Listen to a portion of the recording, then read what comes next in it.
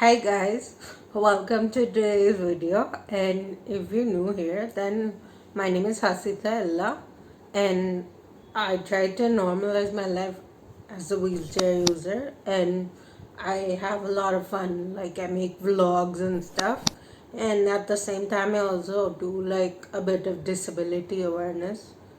So, which comes to today's video, and I have my friend Srishti. So let's meet her first. Hi, my name is Srishti and I'm based in Delhi. I just graduated in psychology from Lady Shri Ram College for Women, Delhi University. Uh, I'm a writer, a poet, and I also make clay art sometimes. So yeah, that's that. So today's topic is might be a bit controversial, and to be honest, the topic does not have to be controversial at all. I think with a bit of reasoning and with a little bit of explanation, people can understand, and I think that's what me and Srishti are gonna do today. We're gonna explain our point of views on things.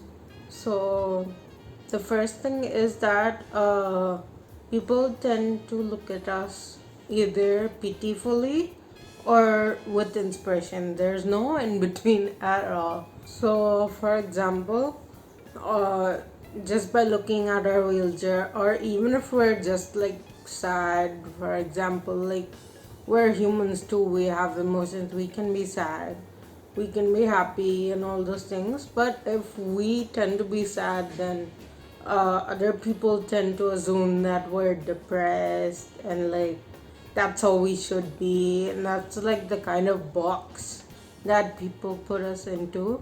That's one of the things I faced when I was a child. When I was sad, like everyone around me would be like, that's how you should be, like that's how people in wheelchairs or people with disabilities should be. So they like put us into a box, and like I don't think that's acceptable at all. But about inspiration, Srishti will talk to us about it. Okay, the next thing I want to talk about is inspiration porn. It's my favorite thing to talk about. Um, what inspiration porn basically is, when you call a person with a disability inspirational merely on the basis of their disability.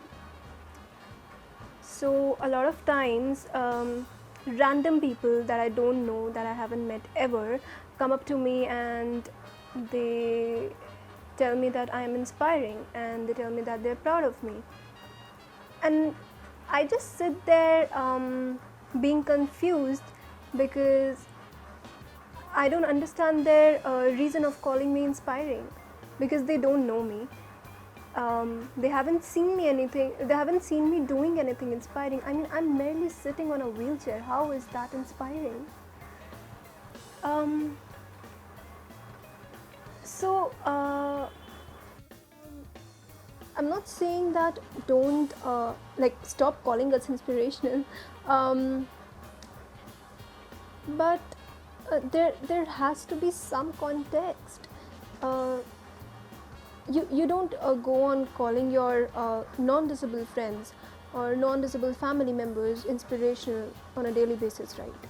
When they do something spectacular and when they do something which is out of their comfort zone, then you feel empowered, you feel motivated, and you appreciate them and you tell them that what you did right there was very inspiring. So I'm not saying that just stop calling us inspirational altogether. There just has to be some context to it, and it doesn't have to um, do with us being merely disabled. We are telling you that you can call us inspiration. Like Srishti said, you can call us an inspiration, but then when it comes to pity, I don't think no one likes it. No one likes pity at all. So, coming to the different terminologies that people call us by disabled, divyang, handicapped, differently able. So, like, people have different views about it, and yeah, let's see what Srishti has to think about So that. now coming to why I use the term disabled or person with a disability to address myself, because of the very fact that I am disabled. I mean, using any other alternative term for myself won't change that fact, right? If I start calling myself differently abled, Divyang, specially abled, it won't change the very fact that I am disabled. It will remain, right? And my disability is very much a part of me, and I'm not ashamed of it. And in fact, I derive a sense of identity from my disability. Perhaps that is why I prefer both the terms disabled and person with a disability while addressing myself. True. And another thing is that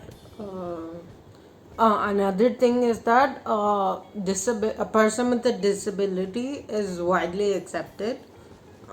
Like many people accept it, person with a disability, but then disability is a noun, and the word derived from that is disabled, which is the adjective. So why is that not accepted?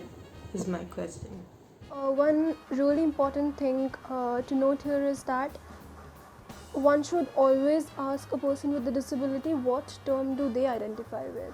It's not very nice to just assume things. So whenever you see a person with a disability, just ask them what term do they prefer.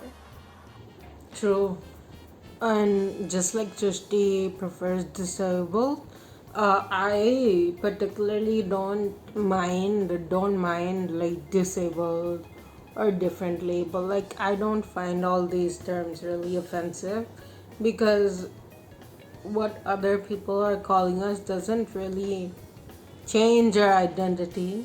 I feel that another person cannot change your identity, but it all depends on what we think about ourselves, and that's where our identity lies. So for me, I don't really feel offensive when they call me different labeled or like Divyang or like all these terms, Now coming to the term wheelchair bound. So I find wheelchair bound offensive because I get your point that um, that we sit in our wheelchairs and we do things in our wheelchairs and we can't perhaps move without it. But that is the very reason how it is not binding us. It's helping us move. Uh, and that's why we're not bound we're not binded to our wheelchairs.